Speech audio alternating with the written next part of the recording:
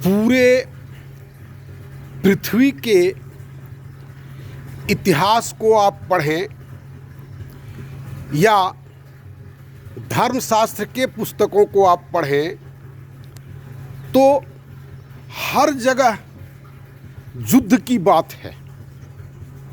हमको ये प्रश्न मन में उठता है कि क्या मनुष्य केवल युद्ध करने के लिए ही पैदा हुआ और फिर ईश्वर की कल्पना कहाँ से आया, ईश्वरत्व का बोध कहाँ से आया, ईश्वर बनने की कामना योग ध्यान साधना के माध्यम से नमाज तमाज क्या क्या पढ़ता है सब मिलकर के वो कंसेप्ट कहाँ से आया।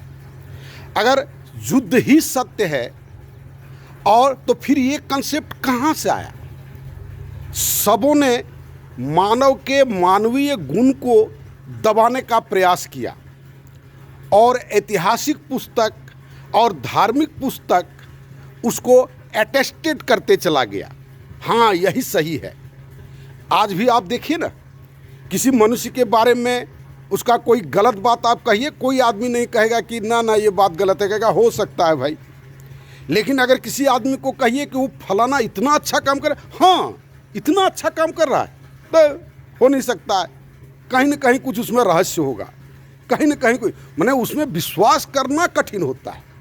गंदा काम कोई क्या एकदम तुरंत देन एंड देयर लोग कहेगा अरे आज समाज ही ऐसा हो गया, व्यवस्था ही ऐसी हो गई, कोई देखने वाला नहीं है, कोई सुनने वाला नहीं है। ये ऐसा बात हुआ है। जो साइंस के विद्यार्थी हैं वो जानते होंगे कि पीरियोडिक टेबल का डेवलपमेंट हुआ। मेंडलीफ का पीरियोडिक टेबल बनाया, उसमें बहुत सारी विसंगतियां थी। बोर ने एगो शब्द बदल दिया, केवल एटॉमिक वेट के जगह पर एटॉमिक नंबर कर दिया तो सारा विसंगति दूर हो गया। उसी तरह से ये सामाजिक व्यवस्था में आए ना, हम लोग मिलकर के एक एक्सपेरिमेंट तो करें। जो मनुष्य को जो इतना बदनाम किया गया है, क्या मनुष्य वास्तव में वैसा बदनाम के लायक है या मनुष्य भी ईश्वर के लायक है।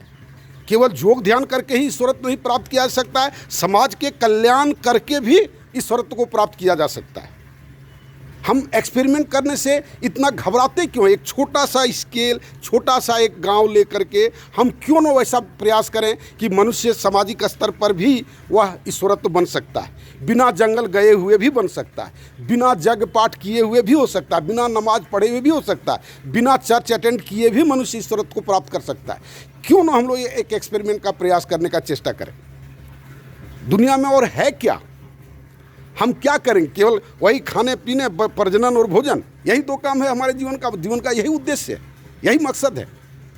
आप इन सब बातों को आप सोचें और मेरा सोशल सिस्टम को आप देखें। हर समय रोज़ ये बात मैं कहता हूँ, माई न्यू सोशल सिस्टम आप देखें, इसी चैनल पर है। और हिम्मत करें, आगे आने का हिम्मत करें, ताकि कल जो वीडियो मैंने बनाया, the independence day is taunting over us, बहुत लोगों ने पसंद किया, देखा है, बहुत लोगों ने व्यू अच्छा आया है।